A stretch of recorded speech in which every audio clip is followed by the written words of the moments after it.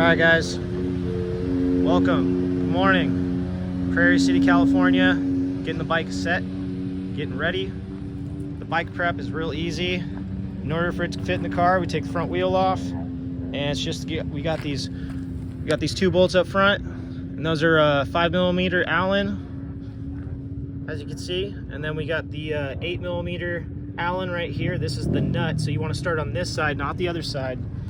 So do the left side, not the right side. Don't do this side. You can have something to hold this, but you want to loosen these guys first. All four. Loosen these. Maybe just keep one tight to get that nut loose first, and then you can loosen the rest. Pull this whole axle shaft out. Pull it all the way out. Get your nut, save it, put it on the end so you don't lose it. Keep these things just loose. Don't take them all the way out. Just keep them in there halfway. You just need it loose enough to slide that axle bolt out. So that's perfect. We got everything kind of cleaned up. It's a little dirty from the last ride, definitely. I unplugged my headlight just because I didn't want to look like a goon just coming out to the track and coming out into an MX track with a trail bike. But hey, it is what it is. We got the aftermarket pegs right here. These are just some cheap eBay pegs I got, I believe like $30 or so for a pair. We got the excuse me, I forget the name now. The Warp 9 brace peg support. That is highly recommended. I snapped mine in half like the second ride.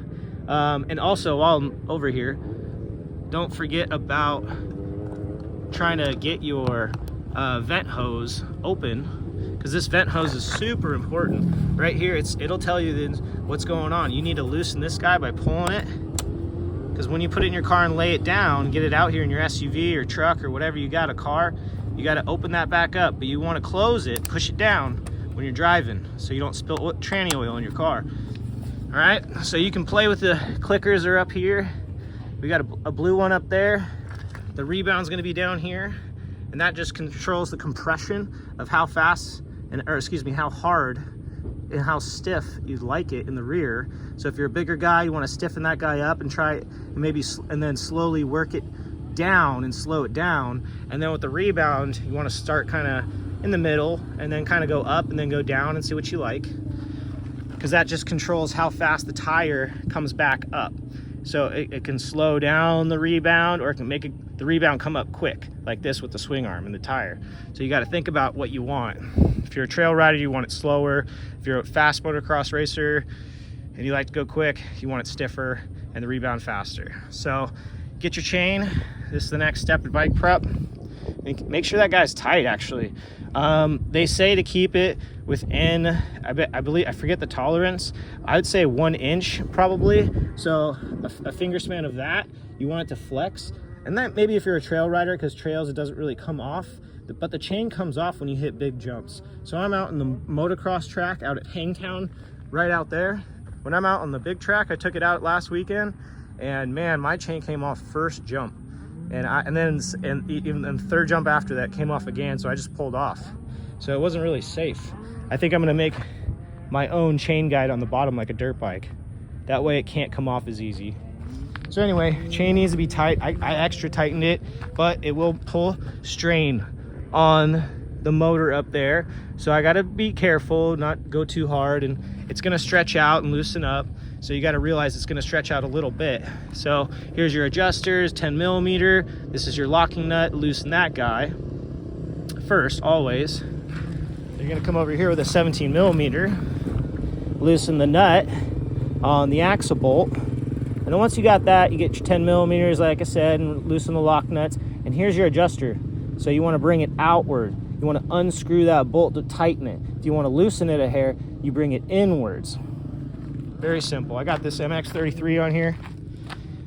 Just graduated the stock tire. Here's the size. We got 70, 100, 19. Dunlop. Where is it? Can't see it. MX33. Hiding right back down in here. But I love these pegs, dude. You can't beat these eBay pegs for 20, 30 bucks. You cannot beat that. So go look up, aftermarket racing dirt bike pegs or something.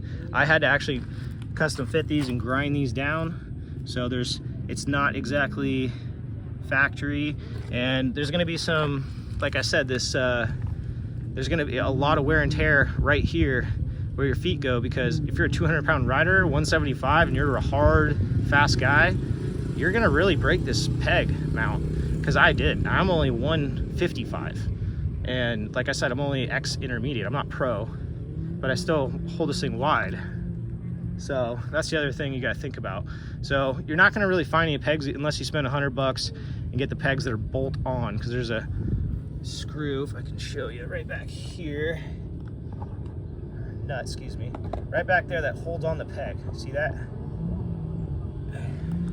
So that peg just bolts right on. It's easy. So you can buy the $100 set if you got the money, or you want to be cheap, get the $20 ones and custom fit it with a grinder and then slide that pin in. You don't have to take the whole thing off, just do it while it's still mounted on the bike. But like you can see here, I had to get a grade 8 hardware bolt to make it work with the same threads. I didn't, you know, strip it out and put it in. I got the right one and sized it, brought the old one in that was stripped or broken half. So you get to get some stronger bolts for these peg mounts, because this was the old one and it just snapped. So I got the aftermarket bars here. These are the Warp 9. I love the red. Everybody's got their opinion. They got black, they got silver, they got almost every color. I just think it kind of accented the red rebound on the front suspension. Again, this is rebound. Here's compression. And again, it does the same thing as the rear. And and it fits the stock head clamp. So these Warp 9 I would highly recommend, because I believe this is a 3-inch rise right here from stock. So it's really a lot more comfortable for adults. I'd highly recommend that as your very, very first upgrade, if not a chain and sprocket. I have a 54 tooth on the rear here, and it was 48 tooth as a stock. And that was a steel sprocket they had. That's aluminum. So that's gonna be much, much, much lighter. So other than that, bike setup, I'm gonna do tire pressures.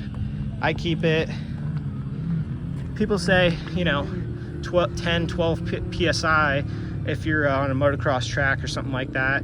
I would keep it, if I'm doing trails today and a little bit of moto, so I'm gonna keep it about 13. I think that's just a healthy number for doing both. And if I get a flat, I get a flat. Hey, it happens. You're dirt biking. Anyway, guys, I'm gonna get on the bike, get my gear on. We're gonna go see what this thing can do. Oh, by the way, it fits in a Tesla Model S.